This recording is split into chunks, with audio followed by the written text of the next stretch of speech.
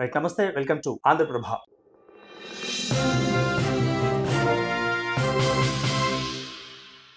తెలంగాణ రాష్ట్ర రాజకీయాల ముఖ చిత్రం ఏ విధంగా ఉంది? మరి ఇటీవల కాలంలో జరిగిన పరిణామాలు ఎలా కొనసాగబోతున్నాయి? వాటి యొక్క ప్రభావం రేవంత్ గారి యొక్క ఆ యొక్క ప్రభుత్వం మీద ఏ విధంగా పడబోతుంది అన్న అంశాలు కూడా చర్చించేందుకు మనతో పాటు సిద్ధంగా ఉన్నారు. ఇన్నయ్య గారు, గాదే ఇన్నయ్య గారు, ప్రముఖ విశ్లేషకులు, అదేవిధంగా ఉద్యమవాది, ఉద్యమశీలి, మనతో పాటు కార్యక్రమంలో తన యొక్క మనోభావాలు పంచుకునేందుకు సిద్ధంగా ఉన్నారు. ముందుగా మనం వారిని ఇన్వైట్ చేద్దాం. ఇన్నయ్య గారు నమస్తే అండి. నమస్తే అన్న. రైట్. రేవంత్ రెడ్డి గారు పలు స్పీచ్‌లలో కూడా, పలు వేదికల మీద కూడా కేసీఆర్ గారికి సంబంధించిన కొన్ని వ్యాఖ్యలు చేశారు. మీరు ఫామ్ హౌస్‌లో ఉండడం కాదు, అసెంబ్లీకి రండి, రండి, రండి అని.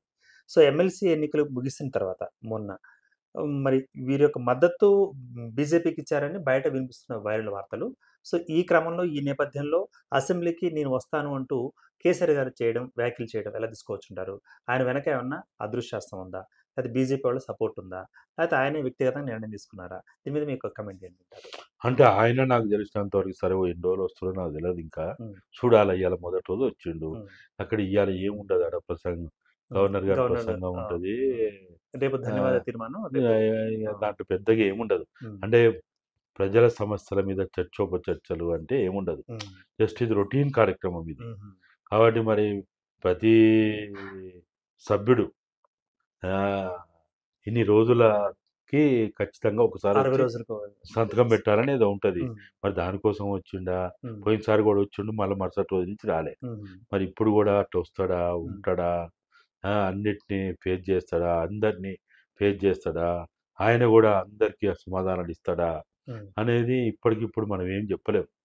ఇంకొక వారం రోజులు గడిస్తే కానీ ఆయన ఒక్కరోజు వచ్చి 2 రోజులు వస్తే నడవదు ఇది.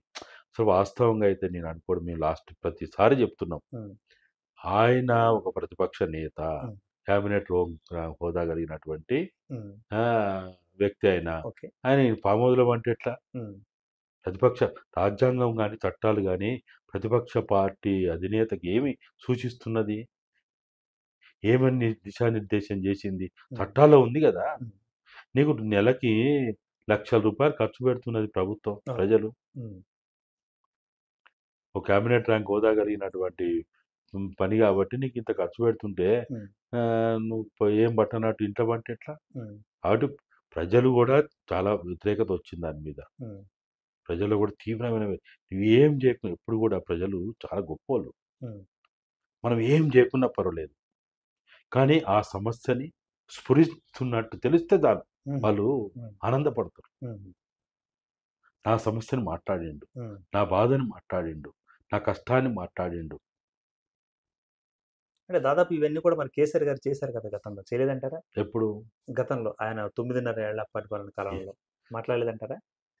అంటే ఆయన 9.5 కాలంలో ఆయన మీరు అన్నట్టు సంక్షేమ పథకాలు ఏదో ఇచ్చినట్టు చేసిండు. కానీ ఇప్పుడు ప్రజలకి ఎప్పుడు కూడా వాళ్ళకున్న అనుమానాలు కావచ్చు, వాళ్ళకు ఉన్నటువంటి భయాందోళన కావచ్చు, నివృత్తి చేయడం దాంట్లో ఆయన డీలింక్ట్ అయిపోయాడు. అదొకటి. రెండవది, ఆయన రెండోసారి ప్రభుత్వం వచ్చిన తర్వాత మొదటిసారి ప్రభుత్వం కంటే రెండోసారి సంఖ్య ఎక్కువ ఇచ్చారు.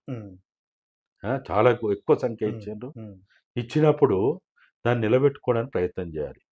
ఏం చేసిండు? సరే, ప్రభుత్వం నడిపేది ఒకవైపు ఇది ఉంటే, నువ్వు రాకపోక ఉంటే, నువ్వు ఏ తెలంగాణ అయితే మొత్తం 4 కోట్ల ప్రజలను ఏకం చేసిందో, కులాలకి, మతాలకి, అందరికీ అతీతంగా, నువ్వు ఆ తెలంగాణ పేరే మార్చుకొని బీఆర్ఎస్ పెట్టుకుంటేవి.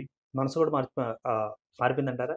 ఇప్పుడు ఒక్కసారి ఎప్పుడైతే నువ్వు తెలంగాణ సెంటిమెంట్కి, తెలంగాణ వాదానికి, నినాదానికి నువ్వు ప్రతీక అయినటువంటి తెలంగాణ పదాన్ని నువ్వు తీసేసినావో, తెలంగాణ సమాజం ఏమనుకుంటుంది? పేగుబంధం దిగినట్టు ఫీల్ అయ్యారు. ఓకే. అంటే పార్టీ మారింది, మరి మనిషి కూడా మారిపోయాడు అని అనుకుంటున్నారా? అనుకుంటారు.